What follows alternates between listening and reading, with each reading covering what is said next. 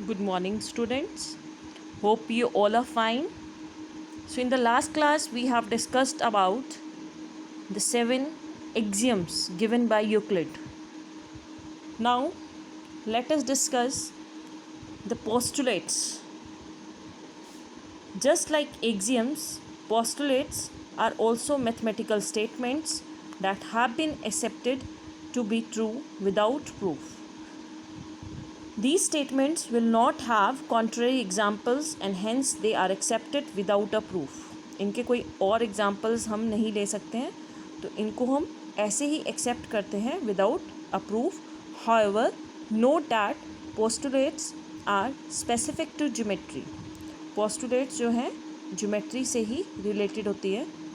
इससे पहले अगर हम कहें कि suppose we are having a point, एक हमारे पास पॉइंट है, तो from this point how many lines can be pass, how many lines can pass from this line, this point? 1 2 3 4 5 है ना, 6. तो मतलब we can make as many as lines through this point.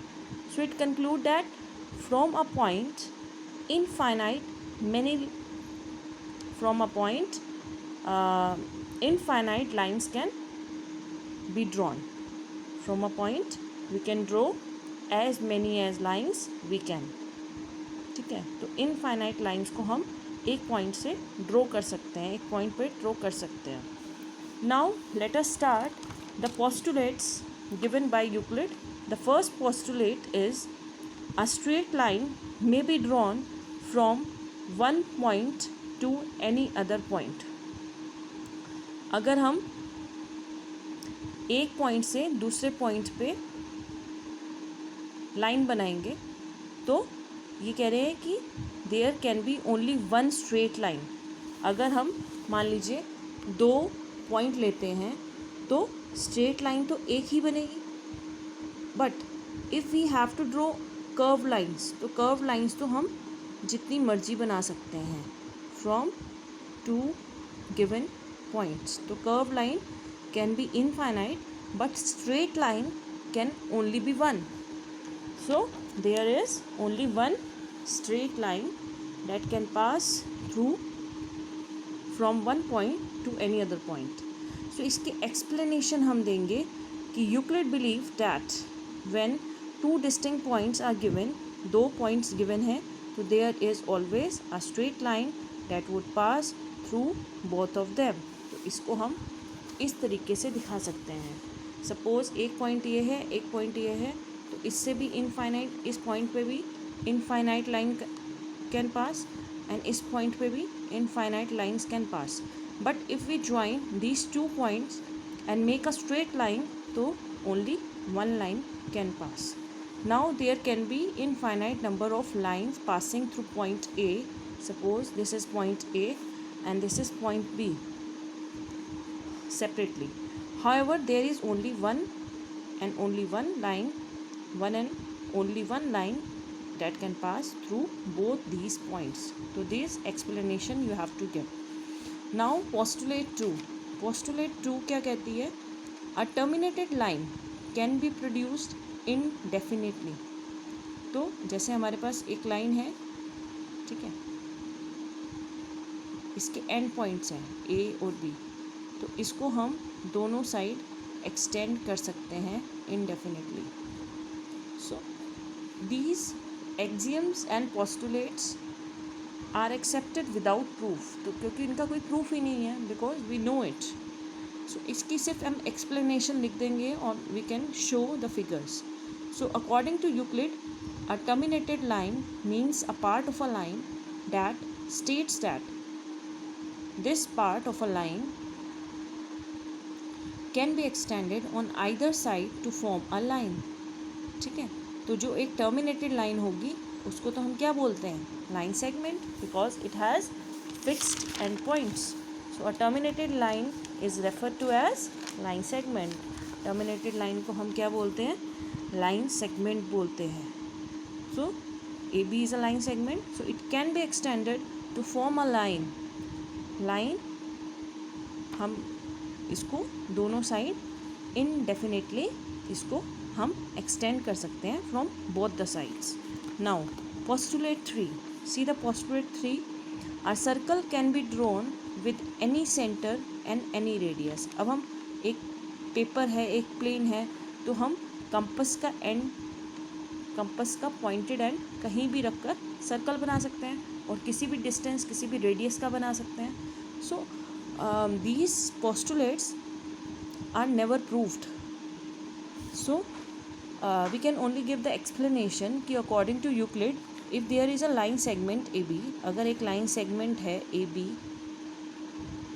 ठीक है, a circle can be drawn with its radius equal to the length of the line segment. तो इस line segment के length के बराबर हम रेडियस लेकर एक सर्कल बना सकते हैं and one end point as a centre, और उसका एक एंड पॉइंट क्या होगा, सेंटर होगा. ठीक है, only we can give the explanation to it. Now come to postulate 4. Postulate 4 क्या है कि all right angles are equal to one another. सारे जो राइट एंगल्स हैं वो इक्वल होते हैं एक दूसरे के. ठीक है, तो अब हम राइट एंगल्स कैसे भी बना सकते हैं, but both the line should be perpendicular to each other, है ना. राइट एंगल्स तो हमें पता ही है, angle which measures 90 degree is called right angle. तो in a square also we see there is all the angles are 90 degree.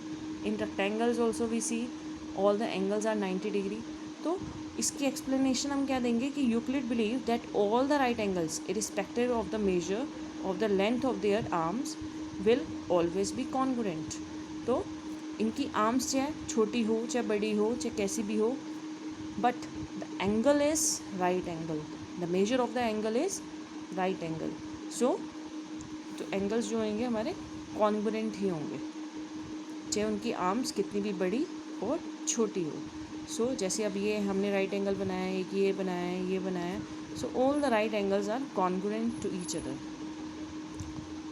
So today we have discussed about the postulates.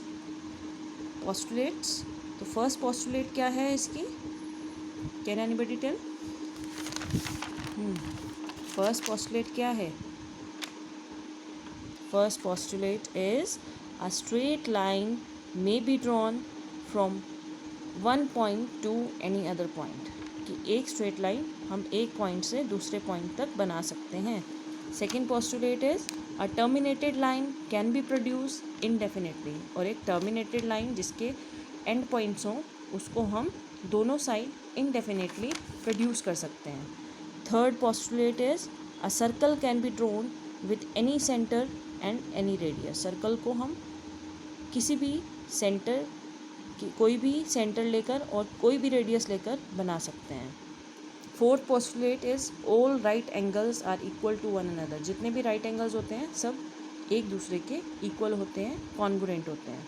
So your homework for today is exercise 5.1 question 1, 2, 6 and 7.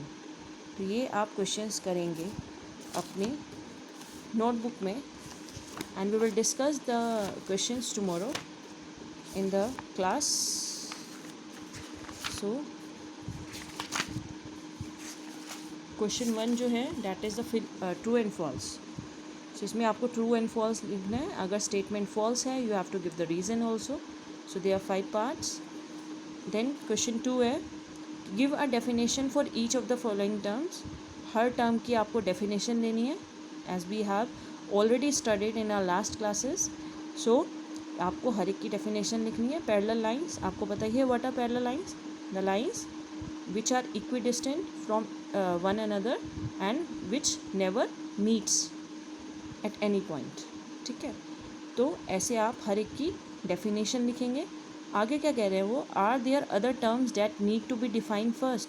इनकी definition में कुछ ऐसी terms हैं जिनको पहले discuss करना ज़रूरी है. What are they and how might you define them? और उनको आप कैसे डिफ़ाइन करेंगे. ठीक है, तो जैसे पैरेलल लाइंस में हमने क्या करा है, लाइंस आ जाएगा, तो लाइन को हम कैसे डिस्कस करेंगे. Line is a collection of points and without